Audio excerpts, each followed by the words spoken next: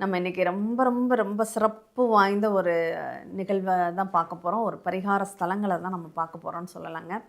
பொதுவாக காசிக்கு நிகரான க்ஷேத்திரங்கள் அப்படிங்கிறது 6 க்ஷேத்திரங்கள் உண்டு. நம்ம காசிக்கு போனால் என்ன பலன் புண்ணியம் கிடைக்குமோ அந்த புண்ணிய பலத்தை இந்த ஆலயங்கள் நமக்கு கொடுக்கும் அப்படிங்கிறது தான்.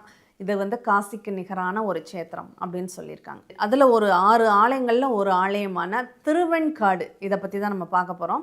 ஏன்னா இந்த முதலாவதாக இந்த திருவெண்காடை பார்க்குறதுக்கு இன்னொரு காரணம் என்ன அப்படின்னா, அதனுடைய சிறப்பு நிறைய பேருக்கு தெரியும். திருவெண்காடுனா நவக்கிரகங்கள் புதன் ஸ்தலம் அப்படிங்கிறது.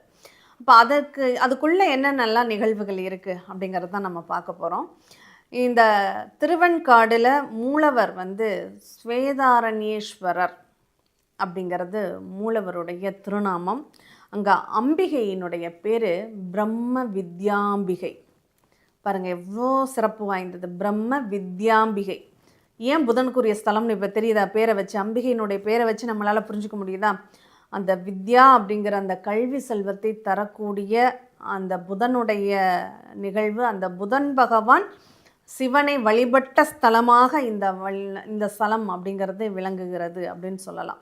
அதே மாதிரி இந்த கோவிலில் இன்னும் சிறப்புகள் என்ன அப்படின்னா, இந்த சமயக்குறவர்கள்னு சொல்லக்கூடிய 4 பேரும், அப்பர், சுந்தரர், திருநாவுக்கரசர், மாணிக்கவாசகர் 4 பேரும் பாடல் பெற்ற ஒரு ஸ்தலமாக, ஈசனை வழிபட்ட ஸ்தலமாக, ஈசனை பற்றி பாடல் பெற்ற ஸ்தலமாக இந்த ஸ்தலம் விளங்குகிறது அப்படிங்கிறத சொல்லலாம்.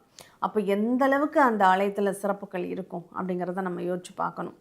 அடுத்து ருத்ரபாத தரிசனம். இந்த காசியில் காசிக்கு பக்கத்தில் இருக்கக்கூடிய கயாங்கிற க்ஷேத்திரத்தில் சிவபாத தரிசனம், விஷ்ணு பாத தரிசனம்னு ஒன்று உண்டுங்க. அந்த கயாவில் விஷ்ணு பாதம், அந்த பெரிய கோவில் அது. அந்த விஷ்ணு பாதம்ங்கிறது அங்கே ரொம்ப விசேஷமே.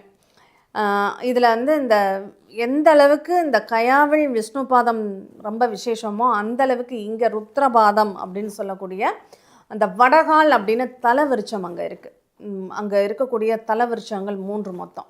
வடகால், கொன்றை, வில்வம் அப்படின்னு சொல்லக்கூடிய 3 தலவிருச்சங்கள். அதில் அந்த வடவாள்ங்கிற தலவிருச்சத்துக்கு கீழே இந்த ருத்ரபாதம். இந்த ருத்ரபாதத்தை வணங்குபவர்களுக்கு ஜென்ம பாவ தோஷங்கள் நீங்கும் அப்படிங்கிறது இங்கே ஐதீகம்.